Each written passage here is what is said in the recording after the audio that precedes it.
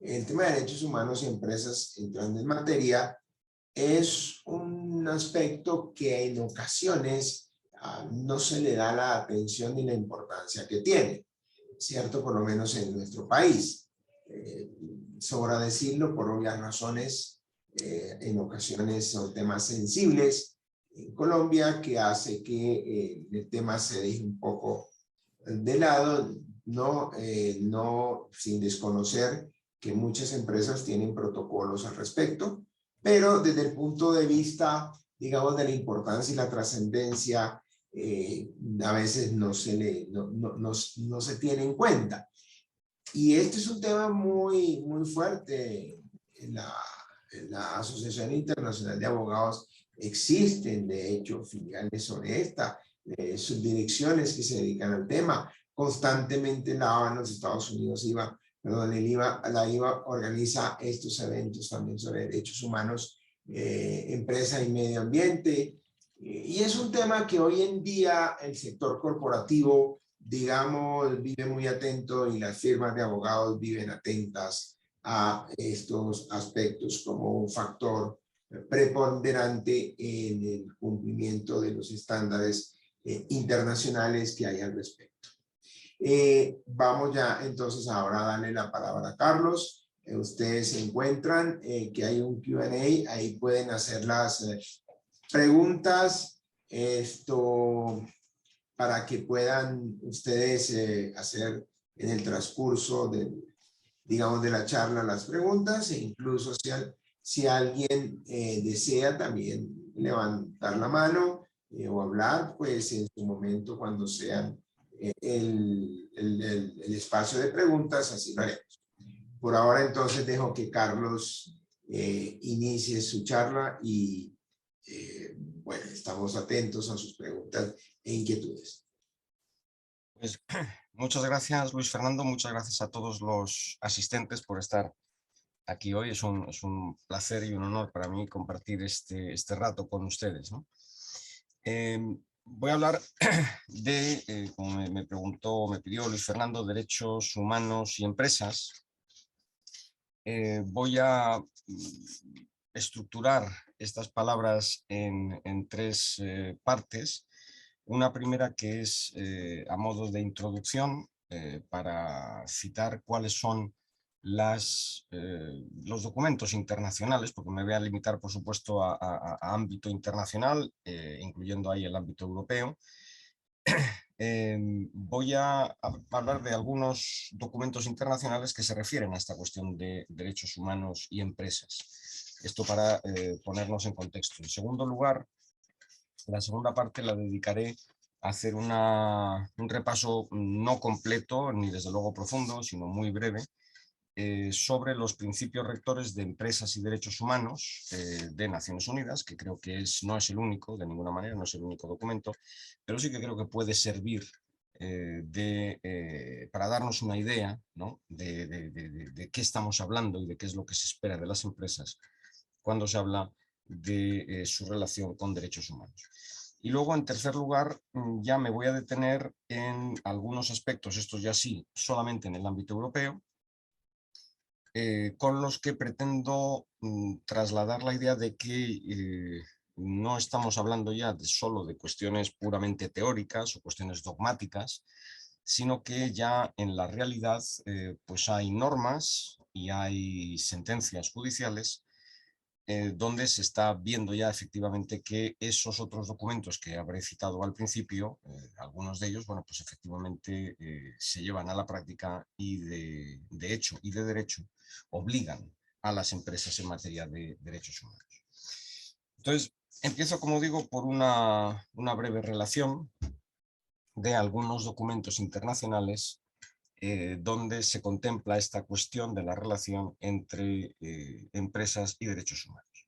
El primero, el que no lo voy a citar ahora más, es el que ya he dicho, de principios rectores sobre empresas y derechos humanos, al que me referiré en la segunda parte. Pero junto con este documento, que digamos que es el que más se cita, probablemente, a nivel internacional, y con razón, porque a mí me parece un documento bastante completo, bastante ambicioso además, pero junto con este documento, bueno, pues hay otros que también habrá que tener en cuenta en su momento, ¿no? Por ejemplo, unos principios también de Naciones Unidas sobre contratación responsable, cómo se tienen que hacer o qué cuestiones de derechos humanos deben tenerse en cuenta cuando se hace contratación, sobre todo si tenemos dentro de la relación que pueda haber del contrato a alguna autoridad estatal. Hay también una declaración tripartita de principios sobre las empresas multinacionales y la política social de la Organización Internacional del Trabajo, es la que se llama la Declaración sobre Empresas Internacionales y Multinacionales. En el ámbito europeo, también esto simplemente lo cito porque me detendré sobre ello un poquito más adelante cuando comente alguna sentencia. Tenemos, por supuesto, el Convenio Europeo de Derechos Humanos, que como tal no tocaría de manera expresa ni pretendería regular en principio la relación de empresas con derechos humanos, pero sin duda, y como voy a decir después, está teniendo precisamente en Europa un protagonismo importante. Y en relación con esto, en el ámbito europeo, ahí ya sí que tenemos unas directrices de la OCDE para empresas multinacionales. Volviendo un momento al ámbito más internacional, tendríamos los 10 principios del UN Global Compact, que ahora me detendré un segundo en ellos, porque creo que sobre todo tiene una enorme virtud, que son pocos, son 10 principios además establecidos de forma muy sucinta, pero creo que es importante el recordar lo que están diciendo, porque también tienen que ver con empresas y derechos humanos. Antes de relacionarlos, recuerdo también, por supuesto, la Agenda 2030 y luego otros textos muchísimo más básicos, como puede ser la Declaración Universal de Derechos Humanos, el Pacto Internacional de Derechos Civiles y Políticos, el Pacto Internacional de Derechos Económicos, Sociales y Culturales o la Declaración de la OIT sobre Principios y Derechos Fundamentales en el Trabajo. Esto es un poco como he dicho antes con el Convenio Europeo de Derechos Humanos, no necesariamente está focalizado expresamente en la relación de empresa con derechos humanos, pero sin duda hay que tenerlo en cuenta también en este contexto. Por lo que se refiere al UN Global Compact, son 10 principios, como digo, 2 relacionados con derechos humanos, 4 como tales, muy generales, 4 con derechos laborales, 3 con medio ambiente y 1 con anticorrupción, ¿no? Es decir, empieza diciendo el principio número 1 que las empresas deben apoyar y respetar la protección internacional de los derechos humanos, que no deben ser cómplices en ningún abuso contra los derechos humanos. Estos serían los 2 grandes principios. En lo que se refiere específicamente a aspectos laborales, se habla de la libertad de asociación y del derecho a la negociación colectiva, se habla de la eliminación de todas las formas de trabajo forzoso, trabajo obligatorio, del trabajo infantil, igualmente, y la eliminación de la discriminación en relación con el empleo y la ocupación. En cuanto a medio ambiente, se habla de apoyar como obligación de las empresas un enfoque de precaución en cuanto a los retos que plantea la protección medioambiental, de asumir iniciativas que signifiquen una mayor responsabilidad frente al medio ambiente. Yo aquí entiendo que responsabilidad hay que entenderlo en un sentido muy amplio, no solamente cuando se causa un daño al medio ambiente, sino en general, por supuesto, prevenir los daños contra el medio ambiente, ayudar a la protección en general. Y el principio noveno, que es el tercero de medio ambiente, animar, ¿no?, incentivar el uso de tecnologías que sean amigables respecto del medio ambiente. Y por último, el último principio de este UN Global Compact sería evitar, ¿no?, y trabajar efectivamente por parte de las empresas contra la corrupción en todas sus formas, incluyendo la extorsión y el soborno. Como se ve, todos estos son 10 principios que se dirigen específicamente a las empresas, pero que en el fondo yo creo que no son más que concreción de, y está bien que sea concreción, pero prefiero irme en esta sesión a lo más básico, ¿no?, que son estos principios rectores de empresas y derechos humanos. Estos principios rectores fueron preparados por el representante especial del secretario general de Naciones Unidas sobre la cuestión de los derechos humanos y las empresas transnacionales y otras empresas comerciales, y se aprobó por unanimidad del Consejo de Derechos Humanos de Naciones Unidas en 2011. Es decir, ya tienen más de 10 años, se ha escrito mucho sobre ellos, y como luego veremos, en ciertos ámbitos pues están cogiendo bastante relevancia. Ahora lo que quiero hacer, empiezo ya la segunda parte de esta presentación. Lo que quiero hacer es explicar muy brevemente, porque no tiene mucho sentido el meternos en detalle de esto ahora, muy brevemente pues algunos aspectos que yo considero más importantes de estos principios rectores, también para que se entienda lo que significan y quizás se entienda mejor también qué efecto puede tener en relación con lo que voy a decir después de algunas normas concretas y algunas sentencias concretas que se refieren a ellos. Primero, antes de nada, desde luego, en principio, este conjunto de principios rectores no son una norma de carácter vinculante. Digo en principio porque esto es por eso también me he preocupado antes de llamarlo documentos, así en general, documentos internacionales, porque en sentido estricto, como digo, no puede considerarse que sea una norma vinculante. Otra cosa es que de facto, en la realidad, en algunas circunstancias sí que puedan tener ese efecto vinculante, como luego intentaré justificar. Muy brevemente, como digo, algunos aspectos relevantes de estos principios rectores. Primero, la estructura. Este documento está estructurado en 3 partes que recogen 31 principios. Estas 3 partes, la primera se refiere más bien a los deberes de los estados para proteger los derechos humanos. La segunda parte ya se centra específicamente en la responsabilidad de las empresas, en la responsabilidad corporativa de proteger los derechos humanos.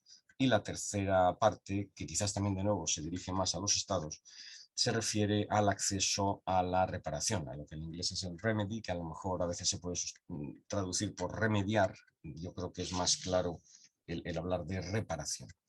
Brevemente sobre los estados, ¿qué es lo que se dice en la primera parte? Bueno, pues quizás cuestiones que nos podemos imaginar y que no nos causan mucha sorpresa. Lo más obvio, lo primero, los estados deben proteger los derechos humanos frente a cualquier abuso que puedan sufrir. Quizás el segundo principio es más ya dirigido a las empresas. Tiene como sujeto pasivo a los estados, pero se refiere a las empresas en la medida en que dice que los estados tienen que establecer claramente su expectativa de que las empresas respeten los derechos humanos. Y a partir de ahí, bueno, pues se van a derivar otras obligaciones específicas para los estados, como son que tienen que poner en marcha, tienen que dictar normas y aplicar normas que tengan como efecto el que las empresas estén obligadas a respetar los derechos humanos, tienen que proveer, proporcionar una guía efectiva a las empresas para que protejan los derechos humanos. También luego, por supuesto, hay una parte destinada específicamente a la relación Estado con empresas, en el sentido de que puede haber empresas que formen parte del ámbito estatal o empresas que reciban de alguna manera algún tipo de apoyo financiero, por ejemplo, a través de subvenciones del Estado. Bueno, pues también se habla de esas empresas que efectivamente los estados tendrán que procurar de manera quizás más especial ahí o más intensa el respeto a los derechos humanos, ¿no? Aparte luego de otras obligaciones que se recogen en otros principios todavía dedicados a los estados, como pueden ser sobre todo una coherencia en cuanto a ese enfoque de respeto a los derechos humanos, pues por ejemplo que esa protección a los derechos humanos se reparta, abarque, llegue absolutamente a todos los departamentos, agencias y cualesquiera instituciones de los estados, o por ejemplo que también cuando los estados actúen en el ámbito internacional, pues que en ese ámbito internacional, no solamente en el propio doméstico nacional, también defiendan los derechos humanos. Esto por lo que se refiere a los estados. Por lo que se refiere a las empresas ya propiamente dichas. Empezamos a partir del principio 11 de estos principios rectores. Y quizás aquí también destaco el punto, esto es un punto de detalle, pero creo que es importante porque el principio 11 empieza con una frase muy corta, pero que creo que más clara no puede ser, ¿no? Que es que las empresas deben respetar los derechos humanos. Punto.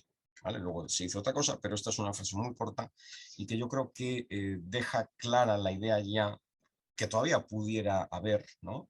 De que el respeto a los derechos humanos no solo es cuestión de los poderes públicos, sino que es cuestión de todos y en especial es cuestión de las empresas. Por lo tanto, esto nos puede llevar además a otra discusión que aquí no tiene que ver, quizás sí que tenga que ver con la presentación de mañana de ESG, ¿no?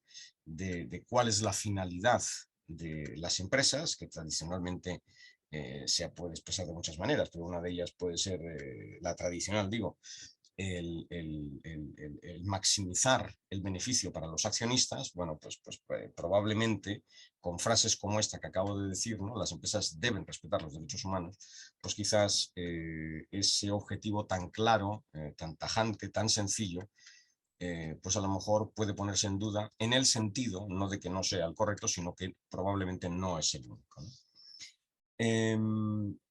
Por lo tanto, el primer principio ya referido específicamente a las empresas es que lo primero es que deben respetar los derechos humanos, entendidos tales derechos humanos como aquellos que tengan un reconocimiento internacional. Luego, en los siguientes principios se recoge alguna otra idea importante, de las que destaco las siguientes. Primero, ¿qué significa esto de respetar los derechos humanos? Pues básicamente significa evitar el causar o contribuir impactos negativos sobre los derechos humanos. También significa el identificar esos impactos cuando tengan lugar. También significa el deber de prevenir los impactos y, si no se pueden prevenir porque se van a causar o ya se han causado, mitigar sus consecuencias. Por lo tanto, es un concepto muy amplio eso de proteger los derechos humanos. En segundo lugar, otra idea importante es que, y esto se recoge en una de las sentencias que voy a decir después, este deber de proteger los derechos humanos se aplica a todas las empresas, se dice en el principio 14, con independencia de su tamaño, sector, contexto operacional, propiedad o estructura. Por tanto, esto se aplica a todas, digámoslo así también por ponerlo en sencillo, se aplica a grandes y pequeñas. Es verdad que en este mismo principio luego se reconoce que la forma de aplicar este deber de proteger los derechos humanos, bueno, pues se podrá distinguir, ¿no? Según precisamente las circunstancias concretas de cada empresa. Pero eso no significa, de nuevo, que todas estén obligadas, no impide que todas estén obligadas a esa protección. Tercera idea, sobre empresas inmediatamente dentro de estos principios rectores. ¿Cómo se concreta ese deber de proteger los derechos humanos? Se da alguna idea, sobre todo en el principio 15, y luego ya se desarrolla en algunos otros principios después. Pero el principio 15 lo que nos dice es que tiene que haber un compromiso político, compromiso a nivel de política de la empresa, de respetar los derechos humanos, que nos dice además el principio 16 que ese compromiso se tiene que adoptar al nivel más alto dentro de la empresa. Además tiene que haberse adoptado después de que se haya sido asesorado ese nivel más alto debidamente por expertos tanto internos como externos, y aparte tiene que ser un compromiso que esté disponible públicamente y comunicado tanto internamente dentro de la empresa como fuera de la empresa. Por lo tanto, un compromiso político dentro de la empresa. En tercer lugar, porque dejo el segundo que me interesa especialmente, en tercer lugar también se dice que tiene que haber dentro de la empresa procesos que permitan la remediación de aquellos impactos adversos sobre los derechos humanos que se puedan haber causado o a cuya causación se pueda haber contribuido. Por tanto, he dicho primero compromiso político y segundo procesos de remediación. Pero en segundo lugar, entre estos dos, está para mí, si tuviera que destacar una idea de estos principios rectores, es esta la que destacaría, la que voy a decir a continuación, que es la necesidad de implementar dentro de la empresa un proceso de due diligence de derechos humanos, de una diligencia debida, ¿no? Creo que esto para mí es lo más destacable. ¿Por qué? Porque yo creo que en último término es el elemento que mejor concreta la obligación de las empresas de respetar los derechos humanos, porque es donde se va a ver de verdad si se cumplen todas las demás obligaciones. Para empezar, si se han identificado debidamente cuáles son los riesgos de afección negativa a los derechos humanos, si se previenen debidamente esos riesgos, si se mitigan en caso de aparecer, si se da cuenta de ellos, luego si se informa de ellos, ¿no? Tanto esto, por supuesto, de los potenciales como de los reales impactos sobre el medio, perdón, sobre los derechos humanos, ¿no? Y tanto, además, respecto de las, y aquí esto es muy importante porque estamos en un mundo cada vez más globalizado, o ya muy globalizado, tanto respecto de las propias actividades como de las actividades que estén ligadas directamente con las propias, ¿no? Y esto además, y de nuevo para mí, dentro de lo que es importante este concepto de due diligence, creo que esto es especialmente importante, este es un proceso que no es que se haga una vez y ya nos olvidamos, es un proceso que se mantiene a lo largo del tiempo, aparte de para revisarse, pero se mantiene en el sentido de que es un ejercicio de identificación, prevención, mitigación, etcétera. Es un ejercicio que se tiene que repetir de forma periódica. Por lo tanto, yo creo que realmente, hasta aquí ya habría dicho la segunda parte, que es la referida específicamente a empresas y derechos humanos. Yo creo que simplemente llegando hasta aquí, yo creo que es un documento de los principios rectores bastante completo y bastante ambicioso. Acabo ya con esta segunda parte con una referencia a el acceso a la reparación, que se incluye en los principios 25 a 31. Esto voy a dedicarle pocas palabras porque, bueno, yo creo que la idea es bastante clara, ¿no? Lo que se dice es que los estados tienen que adoptar las medidas necesarias para asegurar de que cuando hay una afección negativa a los derechos humanos, bueno, pues se pueden encontrar las vías para reparar, remediar, impedir, mitigar esas afecciones, ¿no? Sean mecanismos judiciales estatales, sean mecanismos no judiciales estatales o sea otro tipo de mecanismos no estatales. Con esto habría acabado la segunda parte de esta presentación. Al principio he puesto un poco el marco de determinadas normas, luego ahora me acabo de centrar más en los principios rectores y ahora quería hablar ya, en lo que me resta de minutos, quería hablar sobre lo que yo considero que es la relevancia práctica de todo esto y aquí sí que me van a permitir que me centre en el ámbito europeo, que es el que más conozco y creo que es el que puede estar más desarrollado en términos generales en este ámbito. Empresa y derechos humanos, yo creo que hasta no hace mucho, si tenía alguna relevancia, era una relevancia en términos reputacionales, ¿no? ¿Con esto qué se quiere decir? Y volvemos quizás un poco a la finalidad de las empresas, ¿no? Es decir, asumiendo que la finalidad principal de las empresas era maximizar el beneficio de los accionistas, podía haber empresas que dijeran que nos estamos moviendo en un mercado donde la información sobre el respeto de los derechos humanos puede ser relevante de una manera especial y en ese sentido, solo en ese sentido, en la medida en que nos interesa para maximizar el beneficio de nuestros accionistas, solo en ese sentido nos puede interesar un mayor respeto a los derechos humanos y sobre todo que se nos conozca por eso, ¿no? Bueno, eso podría ser así, ya digo, no creo que hoy esto ya es una visión bastante desfasada, por lo menos en algunas partes del mundo, pero desde luego creo que hasta no hace mucho esa podía ser una situación en la que se encontraban muchas empresas. ¿Qué es lo que pasa? Yo creo que por lo menos en Europa lo que está ocurriendo es que ya está habiendo movimientos tanto a nivel normativo de derecho positivo como a nivel de sentencias judiciales o de decisiones judiciales, más en sentido amplio, donde se está exigiendo ya de forma efectiva a las empresas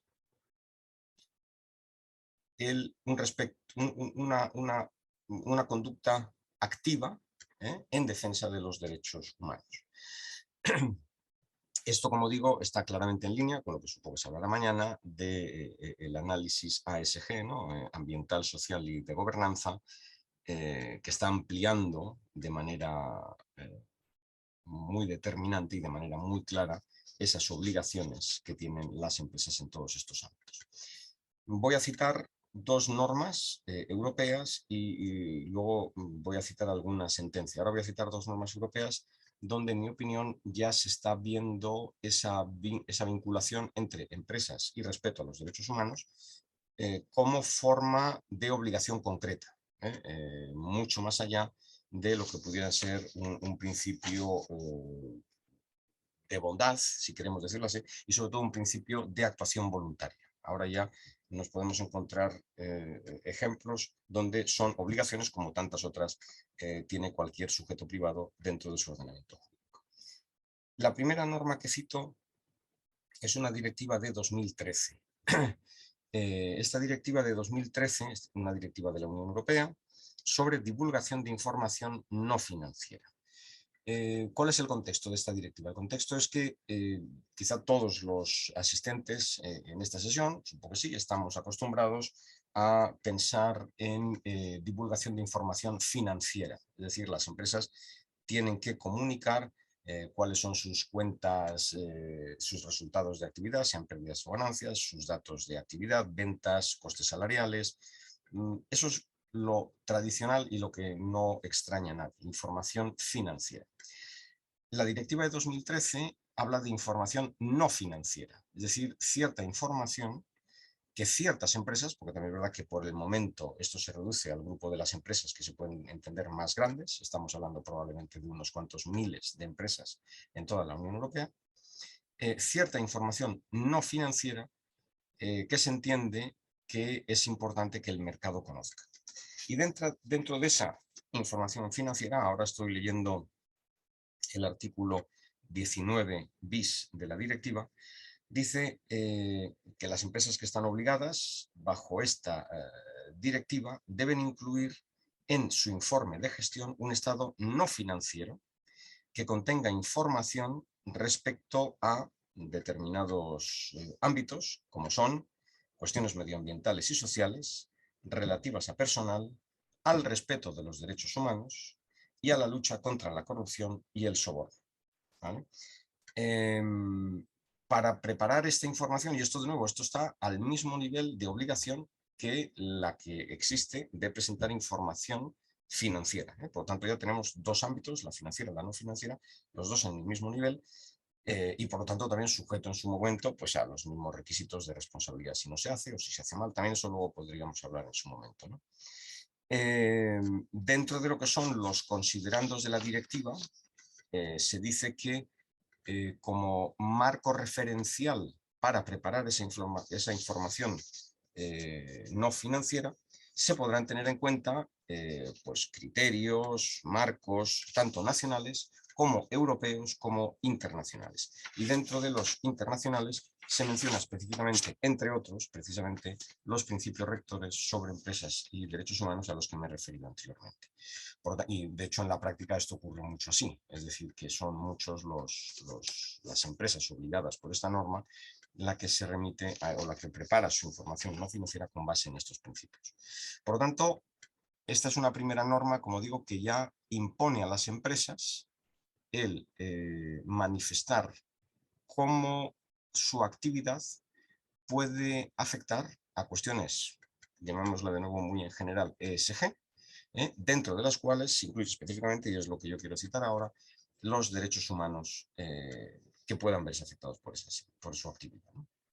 Teniendo en cuenta además otra cuestión, que es que esta obligación de informar se refiere no a la actividad que desarrolla la empresa en el país en cuestión, sino a la actividad que desarrolla la empresa en todo el mundo, de forma directa o a través de filiales también, que esto yo creo que es especialmente importante. La segunda norma que quiero citar es un reglamento, antes citaba la directiva de 2013, este es un reglamento de 2020, es decir, es una norma bastante más reciente, sobre establecimiento de un marco para facilitar inversiones sostenibles. Esto también voy a ponerlo un poco en contexto para que se entienda. ¿Cuál es el objeto de este reglamento? El objeto de este reglamento lo voy a poner, no lo dice así, el artículo 1, pero yo desde luego creo que es evitar lo que se conoce como el blanqueo ambiental. Es decir, evitar que se presente en el mercado una actividad como ambiental o como sostenible ambientalmente cuando no lo es, o una financiación como sostenible ambientalmente cuando no lo es, o una inversión como sostenible ambientalmente cuando no lo es. Es decir, lo que quiere establecer este marco es este reglamento es un marco común de entendimiento sobre lo que es medioambientalmente sostenible y sobre lo que no. Y para ello, lo que dice el reglamento es: vamos a definir qué es una actividad económica medioambientalmente sostenible. Y definida así una actividad, la financiación de esa actividad será sostenible o no, o la inversión en esa actividad será sostenible o no. Y así todos sabremos de lo que estamos hablando, sin que pueda haber ese que se conoce como blanqueo ambiental. Para determinar si una actividad es medioambientalmente sostenible, hace falta una serie de requisitos que están en el artículo 3. Uno de esos requisitos es que la actividad se desarrolle de acuerdo con unas determinadas garantías. ¿Y cuáles son esas garantías? Esto se desarrolla un poco más adelante. Se dice que son procedimientos aplicados por una empresa para garantizar la conformidad con, entre otras cosas, los principios rectores de las Naciones Unidas sobre las empresas y los derechos humanos. Es decir, que, de acuerdo con este reglamento, una actividad medioambientalmente sostenible solo lo es si tiene implementados unos procedimientos para garantizar que se lleva a cabo de acuerdo con los principios rectores de Naciones Unidas sobre empresas y derechos humanos, entre otras cosas. También, por ejemplo, se habla de las líneas directrices de la OCDE para empresas multinacionales, o principios y derechos establecidos en los 8 convenios fundamentales a que se refiere la Declaración de la Organización Internacional del Trabajo. Es decir, también aquí nos debe quedar claro, porque yo lo he estado diciendo así porque lo dice así el reglamento, que se habla de actividad medioambientalmente sostenible. Pero eso de medioambientalmente sostenible no solamente se refiere a medio ambiente, sino además a otras cuestiones, como acabamos de ver, de derechos humanos o laborales. Por lo tanto, esta sería la segunda norma, ¿no? Es decir, claro, si hay un inversor que se quiere presentar en el mercado como gestor de inversiones sostenibles, va a tener que demostrar que el objeto de sus inversiones son actividades que son sostenibles de acuerdo con este reglamento. Aquí también esto se supone que va a guiar al mercado de inversores, de financiadores, hacia actividades más sostenibles y, por lo tanto, en línea con la política de sostenibilidad de la Unión Europea. Estas son las dos normas que yo quería citar. Estas son dos normas de derecho positivo que, cada una en su ámbito, obliga a las empresas a establecer ese vínculo entre su actividad y los derechos humanos.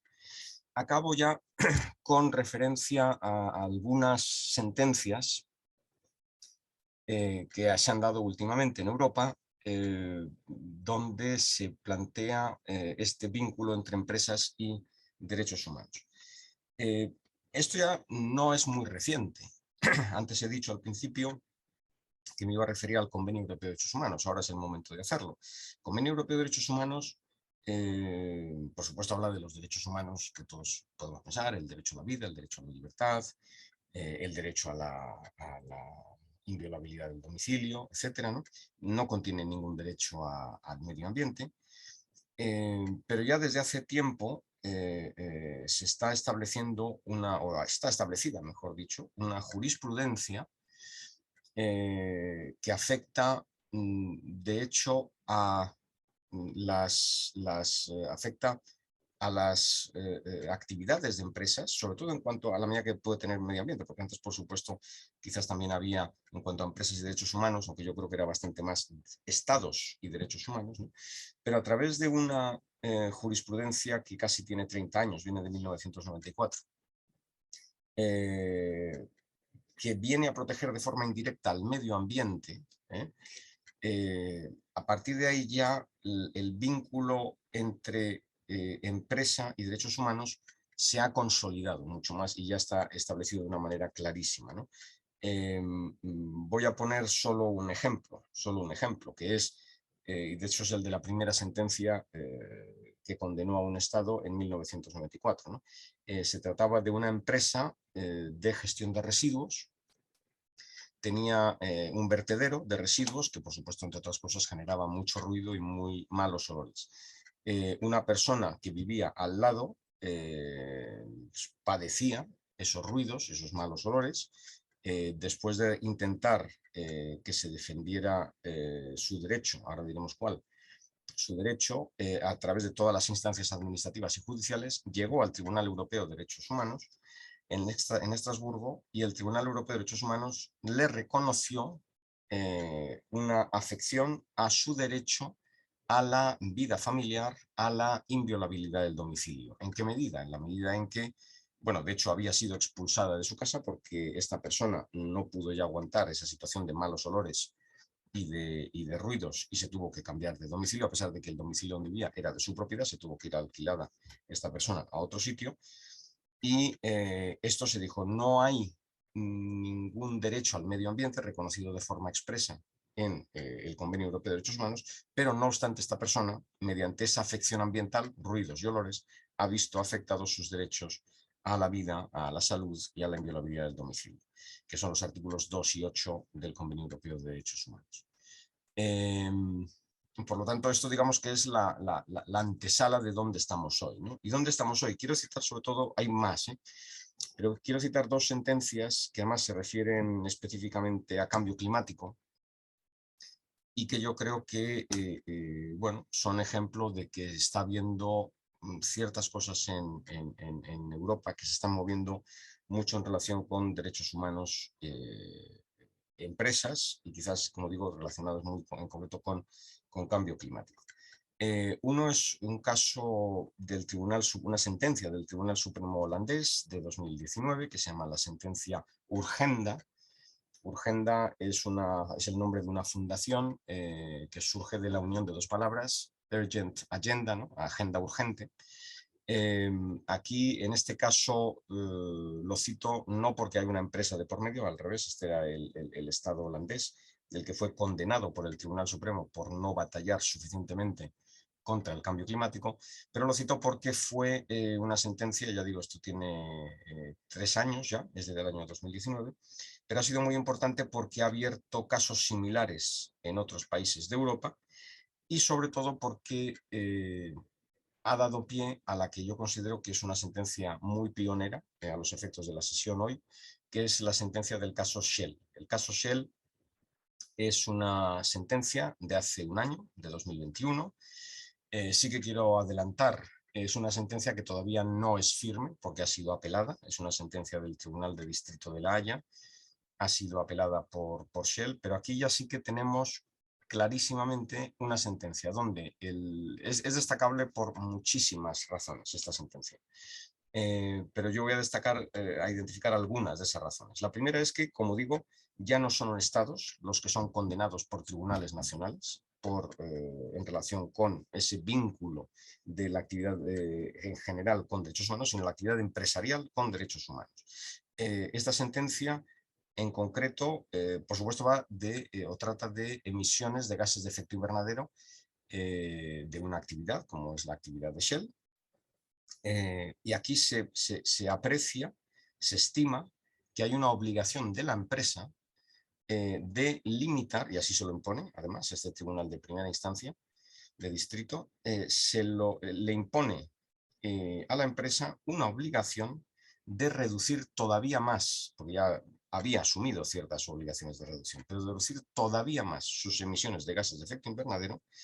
¿Con qué base? Pues aparte de cierta base legal que aquí me parece importante, pero bueno, no puede no ser tan interesante hoy, como es el Código Civil holandés, un derecho, un deber de cuidado de la empresa, pero sobre todo también lo basa de nuevo en los artículos 2 y 8 del Convenio Europeo de Derechos Humanos, los que he dicho antes, que son los que se citaba también en la sentencia urgente. Aparte, el Tribunal de Distrito de La Haya hace referencia a los principios rectores de Naciones Unidas, a los que yo me he referido antes, al UN Global Compact, que también me he referido antes, a la guía OCDE para empresas multinacionales, que también me he referido antes. Es decir, que de una manera clarísima se establece ese vínculo entre el respeto a los derechos humanos y la obligación, que ahora ya está más concreto, no puede ser, impuesta por un juez, de respetar los derechos humanos. Se le añade, como digo, esta sentencia tiene muchísimas cosas por las que es muy interesante, pero yo añadiría dos solo. dos ideas más, y ya con esto termino, que es, primero, como demandado, solamente se demanda a una empresa, que es la cabecera del grupo, que es Royal Dutch Shell. Royal Dutch Shell era una empresa, digo era porque cuando se le demandó era una empresa holandesa. Después de la sentencia, no sé si en relación como consecuencia de ello, yo creo que no, cambió de domicilio, ahora tiene su domicilio social en Londres, antes lo tenía en Holanda, pero solo se demanda a esta empresa. Y sin embargo, la sentencia lo que impone a esta empresa es que reduzca sus emisiones de gases de efecto invernadero, no las suyas solas, sino las de todo su grupo en todo el mundo, por tanto la de todas sus filiales. Vamos, de hecho es que la empresa demandada no tenía ninguna emisión de gas de efecto invernadero, porque era una pura sociedad holding. Por tanto, se le obliga como obligación de resultado a que reduzca todas sus emisiones de gases de efecto invernadero, y más allá, a que haga lo posible, aquí ya no es una obligación de resultado, es una obligación de medios, que haga lo posible para que tanto sus proveedores como sus clientes reduzcan también sus emisiones de gases de efecto invernadero. Esta sería la primera idea de estas últimas que quería destacar. Y la segunda idea, que está totalmente relacionada, supongo que a muchos de los que están ahora aquí ya lo habrán pensado, claro, estamos ante un supuesto, y habrá que ver si el Tribunal holandés, el Tribunal Supremo holandés lo confirma, estamos ante un supuesto de eficacia extraterritorial de la norma holandesa, o de cómo lo interpreta al menos, junto con el Convenio Europeo de Derechos Humanos, cómo lo interpreta el Tribunal holandés. ¿Por qué? Porque obviamente si se llega a ejecutar esta sentencia, lo que va a ocurrir es que en países de todo el mundo, allí donde esté el grupo Shell, en países de todo el mundo, se va a dar una efectiva reducción de emisiones de gases de efecto invernadero de este grupo empresarial, con base en derechos humanos, con base en una sentencia holandesa. Es decir, que esto plantea cuestiones jurídicas de enorme interés, de enorme importancia, que yo estoy seguro de que se van a reproducir en el futuro. Entonces, en resumen, y ya para acabar, lo que quizás empezó siendo como una cuestión reputacional y una cuestión quizás más teórica, creo que a día de hoy ya es una cuestión real. Es decir, ya no podemos decir que haya, que todavía la seguirá habiendo, pero no tanto como antes, una mera defensa de derechos humanos por parte de las empresas, que era una cuestión puramente estética. Yo creo que ahora en muchas partes del mundo se está dando de una manera mucho más real, de una manera mucho más activa, de una manera más eficaz, hasta el punto de que, como digo, pues hay normas que ya establecen esta relación de manera directa y de manera imperativa respecto de todas las empresas, o por lo menos algunas, y que ya está habiendo sentencias que van en esta misma dirección. Y ya con esto, Luis Fernando, doy por acabada mi presentación y estaré encantado de responder a preguntas que pueda haber. Ok, bien, Carlos. No sé, mientras si las personas de pronto hacen alguna pregunta, alguno de los participantes nos pidió fue si le podíamos compartir el reglamento que hace referencia tú y algunos de los documentos a que se has hecho referencia, o sea, estos, bien sean normas o decisiones, si quieres, no lo envías por el interno y a través de... Vale, pues sí, eso os envío los enlaces, encantado. Sí, perfecto. Eso está bien. Bien, a ver, hay un tema, ese tema, la verdad es un tema que insisto mucho, como lo dije al comienzo, a veces en nuestros países, digo, estos países latinoamericanos a veces no tienen mucha trascendencia, ¿no? Es decir, solamente aquellas empresas que están muy comprometidas con esa defensa de los derechos humanos, esto son aquellas que implementan algunas guías internas para eso, pero no es algo extendido, ¿cierto? Y sobre todo también porque a veces nosotros estamos más bajo la, digamos, la influencia del derecho americano. No sé, Carlos, si tú tienes alguna referencia a este tema de de derechos humanos, empresa, desde la óptica del derecho americano, desde la óptica desde las empresas, observando que igual son tratados internacionales algunos que son de vigencia, porque finalmente está la Declaración Universal de Derechos Humanos. Sí. No sé si nos ilustrar un poco al respecto.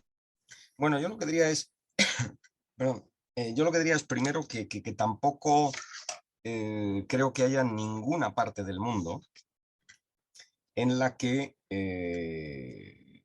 destaque ahora mismo en el sentido de decir, bueno, aquí todas las empresas, la generalidad, cumplen absolutamente con todos los derechos humanos. Bueno, pues yo creo que eso no hay en ninguna parte del mundo. Obviamente sí que hay regiones donde se da un cumplimiento más generalizado y desde luego en cuanto a los derechos más básicos, ¿no? Porque todos los derechos humanos son básicos, ¿no? Pero en cuanto a los derechos humanos más básicos, como pueden ser al derecho a la vida, a la abolición de la esclavitud, a la abolición del trabajo infantil, es decir, las cuestiones más básicas, pues ahí sí que puede haber diferencia, ¿no? Pero yo diría que primero, si damos un paso más allá de ampliar el concepto de derechos humanos, ¿no? Por ejemplo, en lo que se refiere a la participación de colectivos afectados o el derecho a la información. Y también si tenemos en cuenta ya no solamente grandes empresas o grandes y medianas empresas, sino también incluso las pequeñas empresas, bueno, pues ahí yo creo que en general todavía, bueno, pues hay mucho ámbito de mejora en todos los países, ¿no? En Estados Unidos en concreto, bueno, yo creo que en Estados Unidos estará probablemente en el nivel, a nivel interno, pues probablemente está a un nivel aceptable, yo creo. También ha dictado determinadas normas que pueden, que quieren seguir el rastreo de lo que se llama el ciclo de vida, ¿no? O la cadena de valor también, ¿no? Estoy ahora utilizando las palabras de la sentencia Shell, ¿no? La cadena de valor, es decir, puede haber una obligación de determinadas empresas que invierten en determinados países o en determinados sectores de hacer de nuevo una divulgación de divulgar información referida a sus actividades para estar seguros de que no invierten en ciertos países donde pudiera haber un riesgo grave de violación de derechos humanos, como estoy pensando, por ejemplo, países que a nivel mundial pues sean de los primeros productores de las llamadas tierras raras, por ejemplo, ¿no? Bueno, pues ahí se pueden dar estas obligaciones. También, por ejemplo, ahora en concreto respecto de medio ambiente, en Estados Unidos está habiendo un debate sobre hasta qué punto se quiere reconocer el derecho al medio ambiente como un derecho humano, ¿no? Entonces, mi idea es que en Estados Unidos, como también en tantas otras cosas, pues ellos tienen que mejorar, pero creo que también a nivel mundial, bueno, pues tienen un nivel, yo creo, comparado con otros, pues aceptable. Estoy pensando también, y cambio ahora de parte del mundo, no en Estados Unidos, pero por ejemplo en Australia también ha habido alguna sentencia donde aquí ya estamos hablando de derechos humanos de nuevo y de medio ambiente y de empresas, se mezclan cuestiones jurídicas muy interesantes, ¿no? Por ejemplo, ha habido una sentencia del Tribunal Supremo Australiano donde a la ministra de Medio Ambiente que tenía que decidir sobre la ampliación de una actividad minera, no se le dice cómo tiene que resolver sobre la ampliación. Básicamente ahí eso se entiende que eso es cuestión de la administración del gobierno australiano, pero sí se le dice que tiene que tener en cuenta los derechos futuros de los niños australianos. Es decir, en qué medida los derechos fundamentales de los niños australianos se pueden ver afectados por la ampliación de la actividad minera, ¿no? Con lo cual aquí ya esto nos lleva a otra cuestión muy interesante y que también tiene todo que ver del vínculo entre empresas y derechos humanos, como son los derechos de las generaciones futuras, ¿no? Con lo cual digo bueno, todo esto plantea cuestiones muy nuevas sobre también las cuales yo creo que hay que ir trabajando poco a poco. Creo que es es una tarea enormemente compleja porque afecta a todo el tejido empresarial de todo el mundo, pero eso no debe impedir que se vayan dando pasos, aunque sean modestos, uno detrás de otro.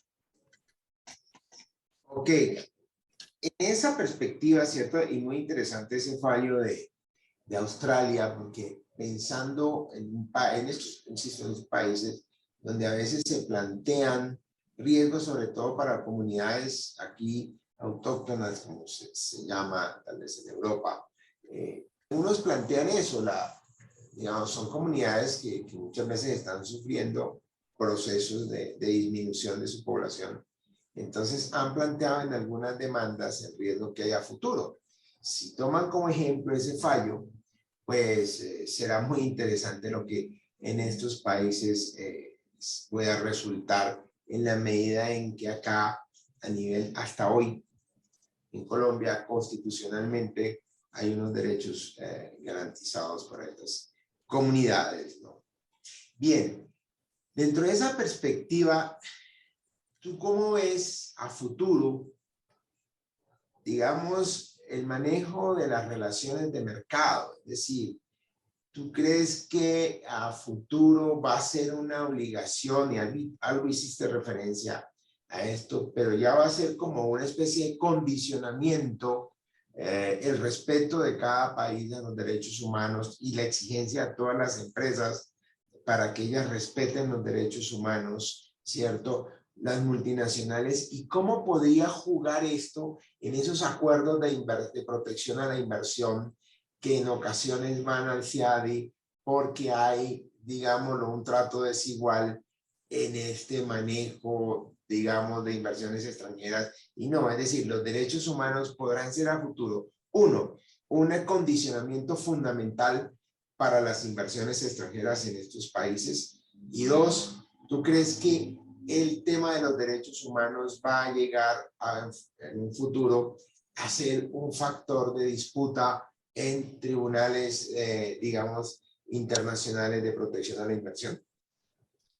Ah, yo creo que sí. O sea, yo creo que cada vez va a ser más importante, ya lo está haciendo yo creo, pero cada vez va a ser más importante el respeto a los derechos humanos. No quiero que se me entienda, y lo siento, no quiero que se me entienda de forma demasiado optimista. Ya lo he dicho antes, creo que es una labor titánica, creo que es muy difícil. Hay muchos elementos en contra, no solamente de Estado, sino también nuestros personales, que a lo mejor nosotros o hay mucha gente que habla de derechos humanos y muy defensora, pero luego a la hora de la verdad, pues en su día a día hace poco de ello, ¿no? Pero yo creo que la tendencia, el movimiento generalizado, yo creo que sí va hacia eso. Yo creo que sí va hacia eso. Y de hecho, ya digo, estas sentencias y estas normas que he dicho antes, para mí son prueba de ello, ¿no? Entonces yo creo que claramente vamos hacia un marco que probablemente, no sé si los que estamos aquí hoy lo veremos que sea perfecto, probablemente no, pero que sí va a ir mejorando y que cada vez va a ser más exigente. Yo creo que sí. En ese sentido, que va a haber ante instancias internacionales de arbitraje disputas sobre inversiones porque no se cumplen inversiones. ¿Por qué no? Yo no cerraría la puerta, pero sí que creo, sí que veo más fácil que haya cuestiones de inversiones internacionales o no, pero bueno, sigamos con las internacionales, que haya cuestiones sobre inversiones internacionales y dudas o disputas referidas a el respeto a los derechos humanos que se van a dirimir, se van a discutir ante tribunales nacionales. Yo creo que eso va a ser más fácil. ¿Por qué? Pues porque bueno, aunque solo sea porque hay mayor familiaridad, ¿no?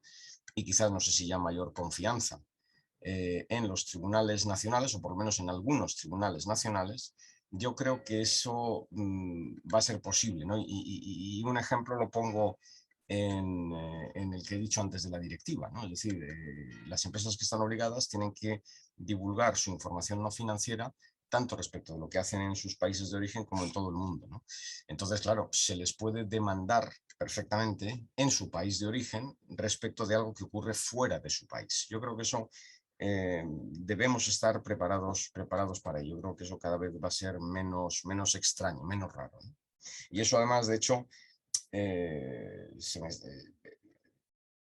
puede dar lugar a determinados tipos de pleitos que hoy pueden parecernos un poco más extraños, ¿no? Estoy pensando, por ejemplo, pues vuelvo a las inversiones también, ¿no? Es decir, cuando una determinada empresa emite su folleto para los posibles inversores, bueno, si luego se pudiera demostrar que ha habido algún tipo de inexactitud en la información de ese folleto, por ejemplo, en relación con la protección de derechos humanos, pues claramente eso podrá dar lugar a una demanda de indemnización o de recuperación de la inversión, pero ¿y por qué no en el país de origen de la empresa en cuestión, ¿no? ¿Por qué no?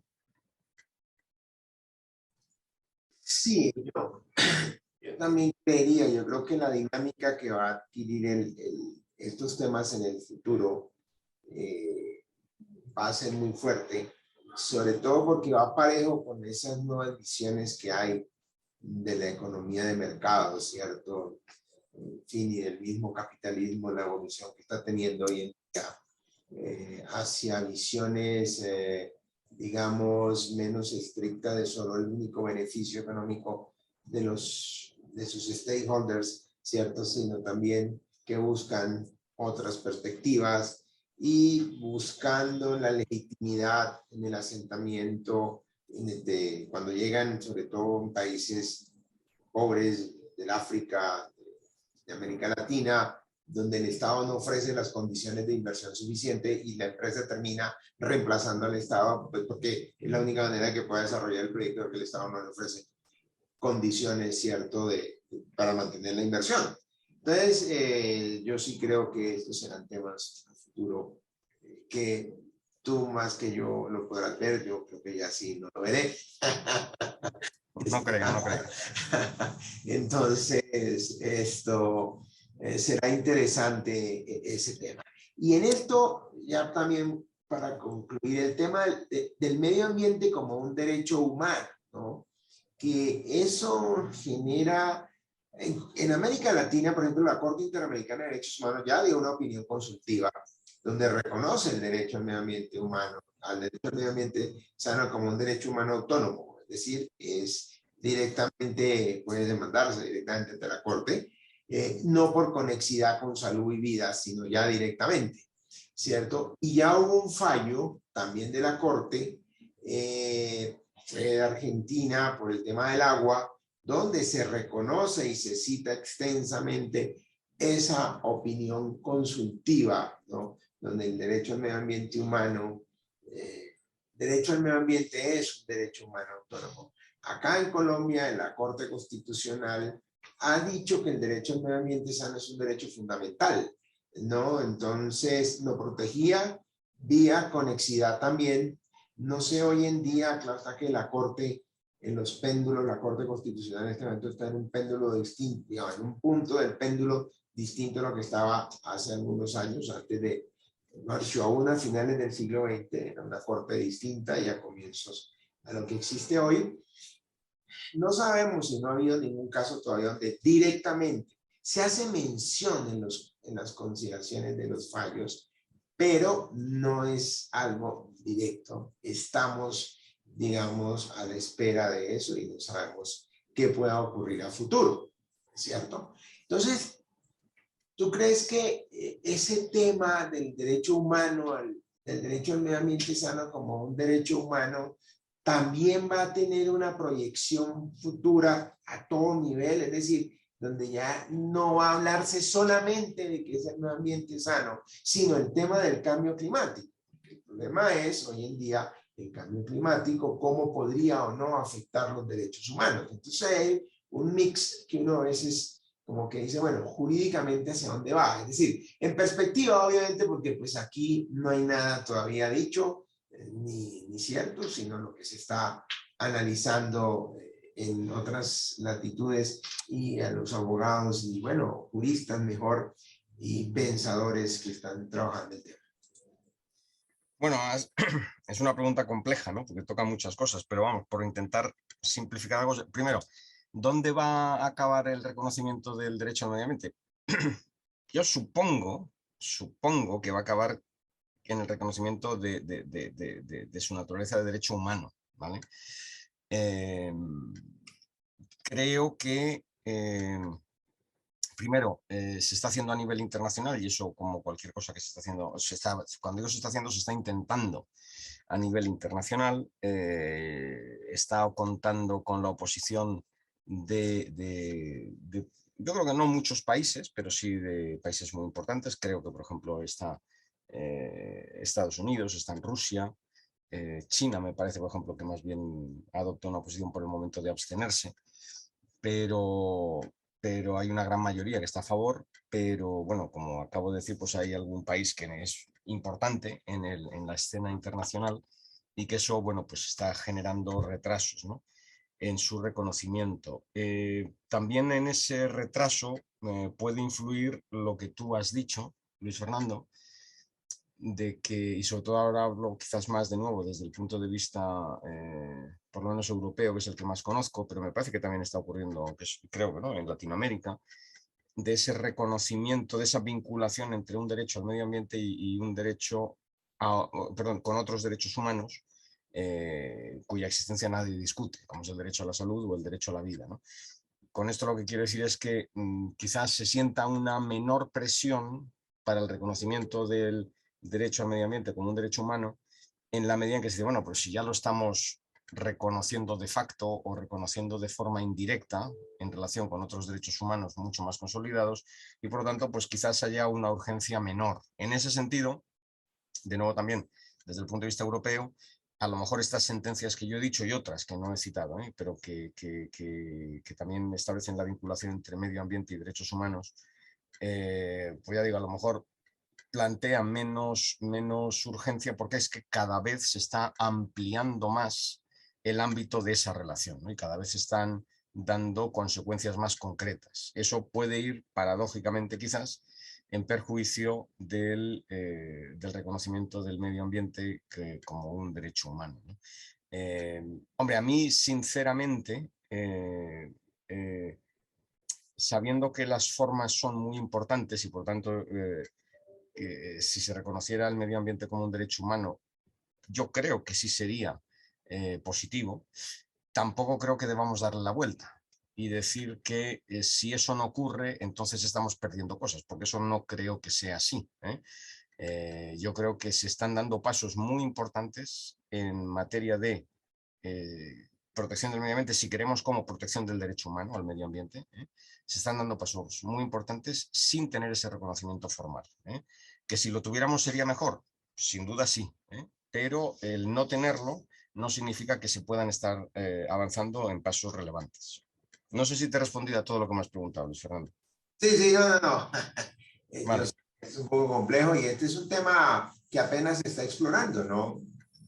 Tú más que nadie lo sabes, que trabajas bastante estos temas, son temas Sí, que sí. están explorando y que cada continente lo está manejando de una manera distinta, aunque todos están apuntando a un mismo objetivo, ¿no? Es eso, y obviamente con las particularidades de cada región, de cada país, de cada sociedad. En fin, eso no es algo que esté definitivamente ni más faltaba. Bueno, no veo preguntas esto en el público, solo la persona que nos pidió los reglamentos y los documentos que nos haremos llegar nosotros directamente. Entonces, bueno, a todos los asistentes, muchas gracias. Los esperamos mañana en la otra charla también sobre ESG, que también toca estos temas, y vamos a hacerlo un poquitico más, obviamente más local para trasladarlo acá. Y agradeciendo a Carlos de verdad su exposición clara, y digamos estos temas que nos has dejado y estas reflexiones que nos has planteado en un tema que yo creo que va a tener por lo menos futuro de reflexión y de debate a futuro, no solo académico, ojo, esto tiene que ver con el ejercicio, porque a veces piensan que esto es un ideal y que las firmas, no, esto va a estar presente en las firmas de abogados. Y ya hay firmas que están trabajando en estos temas en Colombia, en Estados Unidos y en otros países, que es muy fuerte, digamos, el compromiso de las firmas para asesorar a sus clientes, porque justamente hay que hacer una debida diligencia en derechos humanos Y además, las empresas tienen que actuar con debida diligencia. No solo la debida diligencia, sino actuar con debida diligencia. Y ese es un tema que digamos que las firmas de abogados, obviamente, tenemos que irnos involucrando poco a poco, porque no es un tema académico ni es un tema etéreo, es un tema que está presente, que está acá y que genera un impacto reputacional y jurídico importante cuando aflora la problemática al respecto, y eso lo hemos visto en varios casos. Entonces, yo creo que esa es la trascendencia de este tema y por eso lo quisimos tratar como, digamos, de apertura de esta semana, porque sabemos que a futuro se vienen estos aspectos que tienen que ver. Entonces, muchas gracias, Carlos, muchas gracias a los asistentes y bueno, de mi parte nos veremos mañana. Obviamente, Carlos, estás invitado si tienes Muchas gracias. suficiente para asistir. Gracias, hasta luego. Gracias, adiós.